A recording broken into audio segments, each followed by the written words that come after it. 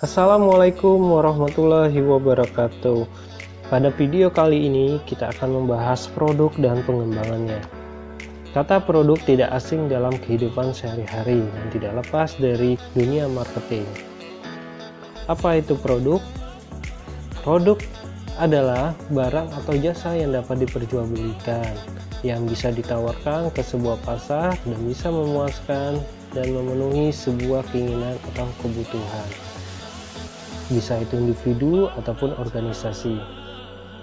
Adapun pengertian produk menurut salah satunya Philip Kotler, yang mana mengungkapkan produk adalah segala sesuatu yang dapat ditawarkan, dimiliki, dipergunakan atau dikonsumsi sehingga dapat memuaskan keinginan dan kebutuhan konsumen, termasuk di dalamnya ada fisik, jasa, orang, tempat, organisasi, dan gagasan. Dan masih banyak pengertian menurut para ahli yang lainnya, tetapi mempunyai ketujuan yang sama, yaitu memenuhi dan memuaskan sebuah keinginan dan kebutuhan. Selanjutnya menurut William J. Stanton, terkait dengan tingkatan produk yang terdiri dari 5, yaitu ada core benefit, manfaat inti, yang contohnya adalah hotel, yaitu manfaat intinya adalah tempat istirahat, dan ada generic produk, yaitu manfaat tambahan, yang mana di situ ada tambahan meja, kursi, pemanas air. Sedangkan selanjutnya yang ketiga adalah kondisi yang diharapkan atau expanded produk, yang seperti spray, handuk, bantal yang bersih. Dan selanjutnya ada augmented produk, kelebihan produk yang mungkin daripada pesaing, seperti hotel itu memiliki AC, bunga, dan sendal. Dan yang terakhir ada potensial produk yang mengikuti perkembangan zaman, di mana hotel itu sudah mempunyai aplikasi wifi yang cepat, TV kabel. Berikutnya menurut Bruce G. Walker mengklasifikasikan produk menjadi 2 kelompok.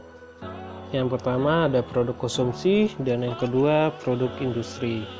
Di produk konsumsi sendiri, Bruce G. Walker membagi menjadi 4. Yang pertama itu ada kebutuhan sehari-hari, yang mana itu pembeliannya dilakukan sering dan relatif harganya murah, distribusinya luas, promosi massal oleh produsen, contohnya seperti pasta gigi, majalah, deterjen. Selanjutnya yang kedua ada barang belanjaan, yang mana di sini barangnya mempunyai ciri-ciri pembeliannya jarang, harga lebih mahal, distribusi selektif, dan juga di sini bermacam-macam media promosinya. Contohnya di sini televisi, perabotan, dan handphone. Yang ketiga ada barang khusus. Barang khusus di sini barang yang lebih spesifik segmennya, seperti di sini loyalitas mereknya yang kuat terhadap barang tersebut, tapi harganya pastinya mahal dan distribusinya pun eksklusif. Promosinya pun hanya menargetkan ke segmen pasarnya saja. Barang di sini contohnya barang mewah seperti mobil Ferrari, mobil Mercedes, motor Harley, dan logam mulia yang harganya juga cukup tinggi. Selanjutnya ada produk yang tidak dicari. Itu adalah produk yang kesadaran pengetahuan produk kecil dan tidak banyak diminatin, dan dari harga serta distribusinya itu beragam, dan untuk promosinya pun itu lebih intens atau lebih agresif karena ini jarang dicari oleh konsumen. Contohnya di sini adalah asuransi jiwa, asuransi kebakaran atau rumah atau mobil, dan juga seperti dana darurat. Berikutnya yang kedua dari Bruce J. Walker, tadi setelah produk konsumsi yang mana itu lebih digunakan manfaatnya, tapi kalau di sini produk industri yaitu adalah produk yang dimana untuk menghasilkan barang atau menciptakan barang baru. Yang contohnya di sini ada bahan baku untuk menciptakan barang tersebut.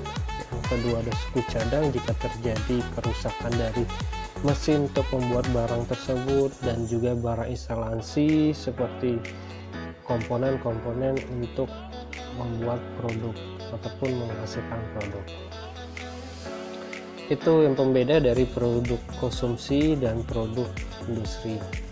Berikutnya ada Produk life cycle atau perputaran hidupnya suatu produk yang berawal dari pengenalan produk atau penciptaan, yang mana nanti akan dibutuhkan biaya promosi agar produk ini bisa dikenal ataupun terinformasikan kepada calon konsumen.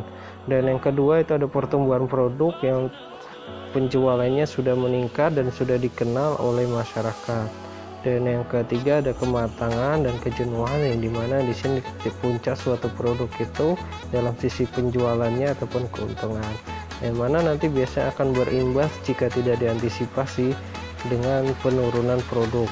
Nah, penurunan produk ini bisa jadi nanti produk tersebut akan hilang ataupun tidak diminatin lagi oleh konsumen, sehingga nanti setiap perusahaan itu atau perusahaan harus membuat atau menciptakan produk baru ataupun memodifikasi produk yang sudah ada agar perusahaan tetap berjalan. Dengan ini adanya pengembangan produk, yang mana pada saat proses pengambilan keputusan membuat produk baru itu ada pun prosesnya, yang di sini pertama pengajuan gagasan layak atau tidak untuk dipertimbangkan. Selanjutnya dua, penyaringan gagasan sesuai dengan strategi atau tujuan dan sumber daya.